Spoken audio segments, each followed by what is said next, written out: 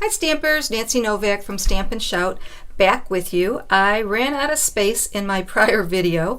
I was showing you 3 cards and I only got through 2. So we got through this fancy fold card and we got through this pretty little card. Let me show you the one we did with the Happy Valentine's Day inside. And again, I was using the Bouquet of Hope dies. Comes with this big heart too, and the embossing folder that comes with this. So that's all in one set, which is really cool. So we used a lot of the designer series paper from Sweet Talk, and we made these cards. The one that you did not see, excuse me, excuse me, is this one here. So I do have the sizes for all of these cards on my blog, stampandshout.com, and this is the one that I was talking and you guys weren't there because I ran out of space. So again, excuse me, this is textured with that embossing folder from the Bouquet of Love Dies embossing folder set. And I did the scalloped heart, and I layered it with the designer series paper, and I cut out 2 little red hearts, and I cut out the flowers, and then I added the little rhinestones. And then the inside I was waiting to finish, as I was saying to you when you weren't listening because you weren't here because I ran out of space. I'm going to wait and finish the inside of this one later because I'm not sure who it's going to. So again, we have that one and our fancy fold. But I want to share with you some of the other cards that I made using that Bouquet of Love stamp set. And this is the first one. So I ran a piece of white cardstock using through the machine using that embossing folder, and then I cut out the center heart, and I took my sponge dauber and real red ink and I just dabbed all the way around here and there and made it that pretty red color.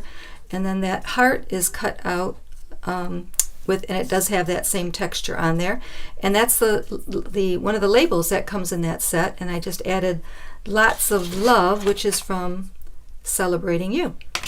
Then what I did was I inked up that embossing folder in real red, and then I ran it through the machine, and it brought all that pretty red dye onto that cardstock. This was a piece of white cardstock.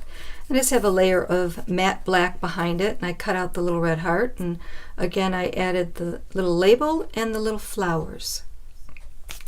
Then I made a wedding card, and this is Blushing Bride, and this is the glossy paper from Stampin' Up, and I just cut it down.